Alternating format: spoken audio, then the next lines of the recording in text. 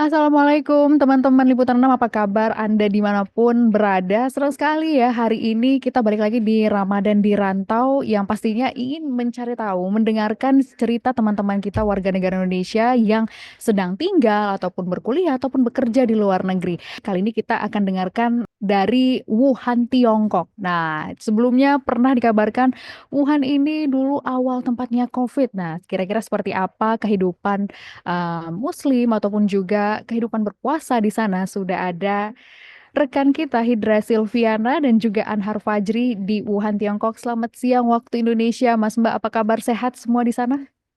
Selamat siang, Mbak. Alhamdulillah sehat.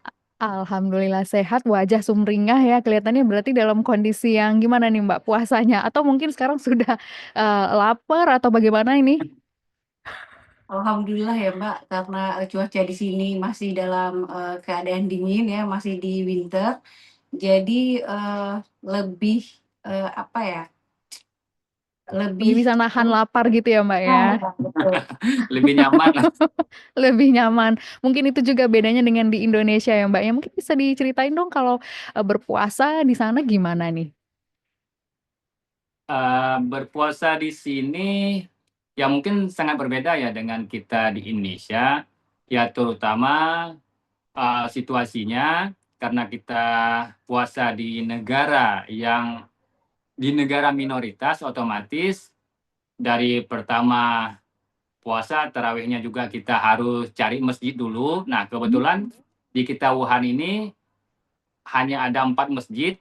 Nah, jarak antara satu masjid dan ke masjid yang lain itu berjarak bisa 1 jam, 2 jam. Nah, otomatis kita harus menyesuaikan, ya terutama kayak taraweh-taraweh malam pertama begitu. Jadi kita harus pergi dulu ke sana. Nah, itu iya seperti itu. Dan untuk persiapan juga, apalagi di musim dingin ini, kita harus menyesuaikan dengan suhunya.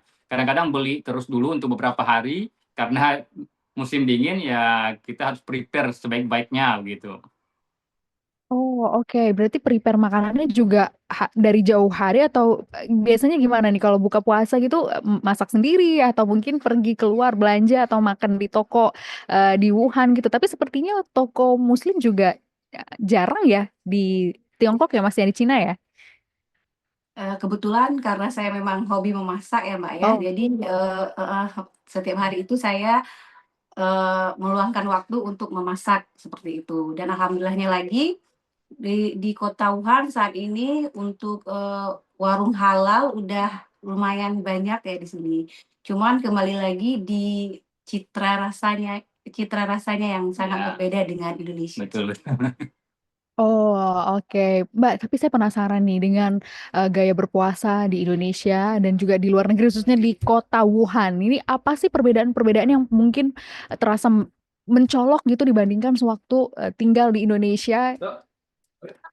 Ya kalau misalkan di Indonesia kan Mbak, terutama khususnya di Aceh ya karena kami orang Aceh. Oh, Jadi kalau suasana puasa di sana kalau warung-warung di jam siang itu masih tutup, dari pagi sampai mm. siang tutup. Sedangkan di sini kalau misalkan kita keluar dari apartemen, di luaran itu suasananya biasa aja. Karena di sini sebagaimana kita ketahui kan negara dengan minoritas muslim ya kan. Mm-mm. Jadi warung-warung tetap buka, terus ya mungkin yang menjadi, tantangan, ya ketika siang-siang kita berada di luar mungkin kecium bau-bau yang sangat menggoda seperti itu. Harus pintar-pintar menahan ya. Jadi tantangannya lebih kerasa double-double dibanding Indonesia ini ya Mas Mbak ya. Mungkin pada saat lewat toko tiba-tiba ada tercium makanan jadi mungkin jadi lebih cepat laparnya gitu. Di situ mungkin tantangannya. Oke. Mas dan Mbak di Wuhan Tiongkok ini maksudnya tinggal di Wuhan sudah berapa lama ya? Alhamdulillah ini udah tahun kedua nih. Jadi ini Tahun puasa kedua, ya. puasa kedua, berarti tahun kedua Mas dan Mbak berkuliah berarti di sana ya. Ya. Berkuliah di mana nih? Saya berkuliah di Huazhong University of Science and Technology untuk program S3, dan istri juga di sini di Hubei University program S2, manajemen hospital gitu. Oke, ini dua universitas yang bergengsi. Ini sering sekali kalau saya lihat brosur-brosurnya di pendidikan ada nama ini, nama dua universitas ini. Ini kok bisa masuk ke sana? Bagaimana sih bisa pindah ke Wuhan, Mas, Mbak? Pertama sekali ya sebetulnya yang, berkesempatan kuliah di sini itu suami duluan. Kemudian, di tahun, selanjutnya Ya. saya juga berkesempatan kuliah di sini, Mbak. Makanya, kemarin itu bawa anak-anak serta bawa anak-anak kemarin, Mbak. Dan kota Wuhan itu sangat menarik menurut saya. Ah, walaupun kota metropolitan, ya salah satu, dan dengan sejarahnya mungkin yang paling terkenal itu dengan COVID, ya Iya. sungguh itu menarik perhatian. Nah, kebetulan juga saya dulu S2 juga di sini, jadi kembali lagi pasca COVID ke sini. Oh, berarti S2-nya dulu di Wuhan untuk Masnya Hmm, sampai ke ambil S3 juga di situ ya. Berarti sudah Iya, cukup banyak betul. mengenal kota ini gitu ya sama dengan Mbaknya juga. Tapi saya penasaran deh, Mas. Tiongkok ini kan minoritas Muslim ya. Nggak Hmm. begitu banyak dibandingkan negara-negara lain, contohnya seperti Turki ataupun bahkan Rusia begitu ya. Komunitas Muslim di sana seperti apa sih, Mas? Untuk komunitas muslim sendiri, di sini untuk yang Indonesia sendiri dulu. Kita Mm-mm. juga punya komunitas seperti lintas komunitas muslim Indonesia Tiongkok itu dari ya, kita mahasiswa di sini. Nah, dan juga beberapa komunitas lainnya juga komunitas mahasiswa itu di masing-masing daerah kita punya komunitas sendiri yang membuat kajian-kajian. Nah, sehingga mahasiswa muslim juga punya wadah gitu untuk menuangkan aspirasinya. Nah, untuk masyarakat lokal sendiri, mereka juga punya komunitas, dan bahkan di bulan puasa ini mereka buat kegiatan buka bersama di masjid dengan tiap-tiap hari itu punya shift masing-masing, dan juga uh, yang masyarakat umum dibebaskan gitu untuk datang gitu. Jadi Oh, kita misalkan kalau mau berbuka silahkan datang begitu. oh, Mas dan Mbaknya mungkin sering ikut bukber di Misalkan sana? lagi malas masak ya kan, datangin masjid untuk berbuka puasa bersama umat muslim. Karena seperti yang saya bilang tadi, kalau misalkan keluar dari apartemen kan memang suasana puasa di sini tuh memang nggak kerasa. Kecuali, Hmm, kalau ke masjid, karena di situ kan tempat berkumpulnya umat Islam, ya. gitu, Mbak. Mm-mm. Oke, tapi kalau dari Mas dan Mbaknya sendiri gitu ya, sering tarawih di masjid nggak? Atau barangkali mungkin lebih senang untuk beraktivitas di dalam rumah bersama dengan anak-anak begitu? Ada beberapa kali kami ke masjid juga ingin merasakan gitu kan. Hmm. Karena seperti yang tadi uh, kondisi nuansa Ramadan Ramadan ini gitu kan ya. sangat berbeda gitu. Jadi kami ingin merasakan nuansa Ramadan di Cina itu, khususnya di Wuhan itu seperti apa. Dan itu sangat menarik saya pikir. Di sini kita sehabis berbuka langsung menunggu jalur taraweh. Nah, Mm-mm. setelah taraweh baru selesai ya, kalau salatnya sama juga bervariasi seperti di Indonesia begitu, ada yang 8 rakaat, ada yang 20 begitu, itu masing-masing begitu. Tapi yang pastinya kalau saya melihat itu konsep kekeluargaan yang mereka bangun itu sungguh luar biasa begitu, itu sangat menarik.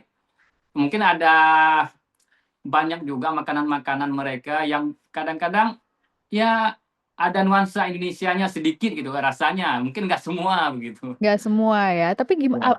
makanan apa sih mereka mungkin sering suguhkan gitu? Tadi kan Mas sempat bilang mungkin nggak semua mirip Indonesia. Kira-kira mereka biasanya makannya apa aja gitu? Komunitas Muslimnya kebanyakan dari warga negara mana ya, Mas? Kalau komunitas Muslim yang tadi, ya, yang maksudnya kita bilang tadi ya khususnya Cina gitu. Tapi kita Oh, yang umum dari masyarakat luar ini, luar mm-mm. negeri, kita dipersilahkan gitu dan free gitu. Jadi silahkan gitu, gratis gitu. Mm-mm, Jadi Dan makanannya masakannya yang eh, dan masakannya yang paling apa yang itu kayak Varian sih, Mbak, mm, misalnya tiap hari itu nggak sama, beda-beda. eh, Misalkan hari ini oke. tuh kita, disuguhin sama kayak apa, kanji ya, bubur, bubur gitu. Habis itu Hmm. nanti besokan nanti mungkin ada, kayak, roti mie mienpong. mienpo, Apa sih kalau misalkan di Indonesia apa ya? Oh, roti masih panggang gitu. masih masih Bakso. makanan-makanan Ya, Hmm. makanan-makanan Tiongkok Cina gitu ya, Mas Mbak ya, Hmm. masih tetap itu ya gitu. Oke. Tapi pernah kangen gitu nggak sih Mas Mbaknya, kan walaupun masih 2 tahun, Tapi 2 tahun juga bukan waktu yang singkat gitu ya untuk tinggal di luar negeri. Tapi pernah kangen juga untuk menikmati puasa di Indonesia gitu? Pastinya kali. Karena Kalau karena, Idul Fitrinya pulang nggak? Idul Fitri belum ada rencana, Mbak. Oke, selama 2 tahun ini apa yang dirasakan jauh dari keluarga gitu, Mbak? Ya pastinya rindu rindu sama orang tua. Biasanya kami juga merantau ya, Mbak. Maksudnya Mm-mm. nggak tinggal barengan sama orang tua, Mm-mm. cuman merantau itu nggak jauh, cuman, beda kabupaten. Jadi masih bisa tiap bulan itu, pulang kampung seperti itu, Mbak. Oh, oke. Nah, teman-teman Indonesia mungkin yang tinggal juga di Wuhan, apakah ramai juga di sana? Pernah buat acara bukber-bukber bersama dengan WNI lain gitu, Mas Mbak? Pernah, kita di sini ada sekitar 200-an lebih, termasuk kemarin itu kita sempat buka bersama mahasiswa-mahasiswa lainnya dengan dalam agenda mungkin dibarengkan gitu, Mm-mm. pelatihan kaderisasi begitu kepemimpinan, LDK juga bersama dengan KBRI. Nah, itu. Jadi kita juga sempat kemarin. Jadi dibarengkan gitu karena berhubung ada kegiatan. Biasanya ya Agenda sendiri. ada agenda sendiri begitu. Dan kebetulan itu juga sangat luar biasa dengan ya kebetulan ada makanan-makanan Indonesia juga. Jadi setidaknya menambah gitu ya kan, menambah cita Oh, rasa Indonesia menambah cita gitu. rasa Indonesia. Oh, baik-baik. Mas, tadi saya dengar Mas dan Mbak juga membawa keluarga ya, atau anak-anak di sana. Tantangannya ini selama tinggal di Wuhan dan juga berpuasa, apakah anak-anak juga ikut puasa di sana atau bagaimana nih Mbak prosesnya nih? Alhamdulillah, karena cuacanya memang di sini lagi musim dingin ya, Mbak. Jadi anak-anak, semangat puasanya karena Oh, seperti saya oke. bilang tadi kalau misalkan, musim dingin kan kita sanggup menahan dahaga sama laparnya gitu. Mm-mm. Oke, oke. Anak-anak juga bersekolah di Cina berarti, di Wuhan. Eh, iya kebetulan, tapi sambilan juga karena kita juga masih apa namanya terdaftar di Indonesia juga. Jadi kita di sini sekalian masuk, tapi di Indonesia kita juga nggak putus begitu. Jadi nanti waktu pulang ke Indonesia, jadi bisa sekalian balik lagi gitu.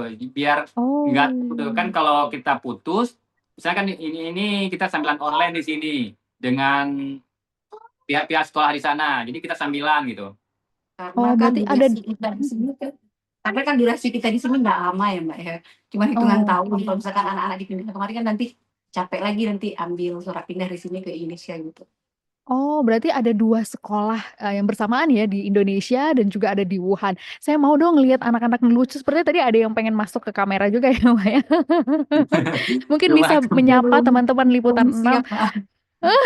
Oke, Cuma kebetulan baik. karena mereka belum apa namanya prepare dengan ini. Oh iya iya nggak apa-apa Mas. Oke. Nah Mas saya juga penasaran nih. Wuhan ini kan sempat ramai banget ya di tahun 2020 COVID-19 asalnya dari Wuhan gitu. Nah mungkin bisa diceritakan ke teman-teman Liputan 6. Kebetulan Mas dan Mbaknya juga tinggal di sana sudah 2 tahun nih. Bagaimana sih perkembangan Wuhan dibandingkan dengan tahun 2020 ya ataupun 2 tahun setelah itu setelah COVID? Sejauh ini aman, kondusif? Untuk perkembangan ya luar biasa saya pikir. Dulu waktu saya kuliah S2 di sini di tahun 2013 ke 2016 itu belum se-excited sekarang gitu. Nah, ditambah Mm-mm. lagi COVID, saya pikir itu juga mungkin menarik perhatian orang ke Wuhan. Nah, ketika saya datang itu kembali melanjutkan pendidikan di tahun 2023 kemarin, itu sungguh luar biasa. Termasuk misalkan di sini ada kereta langit, saya Skytrain, itu juga luar biasa. Juga ada Skytram, itu kereta kota, dan banyak ada taksi tanpa Oke, supir juga, kalau oke. istilahnya begitu. Sungguh luar Mm-mm. biasa, saya pikir perkembangan kota Wuhan ini dibandingkan Oke. sebelum-sebelumnya. Kalau Dengan sewaktu, semboyan, Mm-mm. dengan semboyan yang mereka ciptakan itu Meitian Puyang istilahnya. Tiap Itu hari itu apa tuh artinya? berbeda. Oke, oke. Berarti tiap hari berbeda, pengalaman berbeda juga gitu ya. Oke, Mas, waktu tahun 2020 kan ramai banget nih soal COVID tadi ya, sempat kita bahas di Wuhan gitu asalnya. Sekarang warga sudah seperti apa sih kehidupan warga Wuhan saat ini begitu?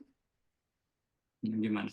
Ya lebih lebih Lebih, biasa aja sih, Mbak, kayak Sudah kayak nggak biasa pernah aja? terjadi COVID. Iya, Gitu. betul.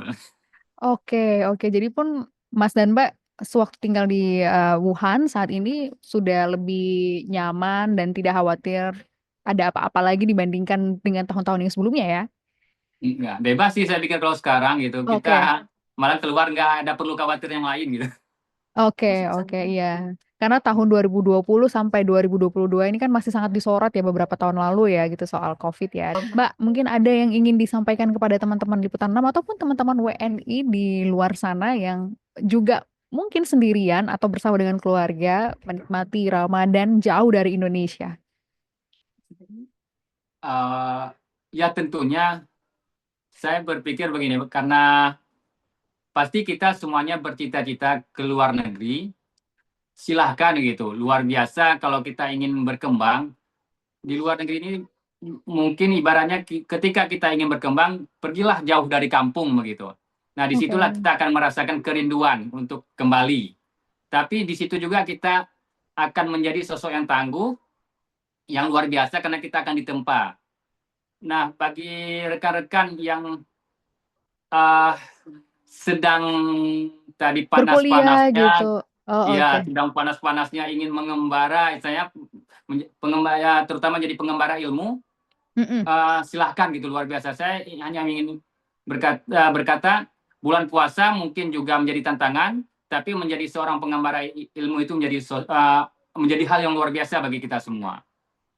Baik, terima kasih Mas, Mbak, kata-katanya ya luar biasa sekali. Semoga teman-teman WNI yang menyaksikan acara ini juga nanti bisa cerita-cerita lebih banyak lagi tentang bagaimana pengalaman di negara-negara lain. Tapi itu dulu cerita Ramadan di rantau langsung dari Wuhan, Tiongkok, teman-teman. Sekali lagi saya ucapkan terima kasih untuk Mas, Mbak, atas kesempatannya bergabung bersama kami di Liputan 6 SCTV.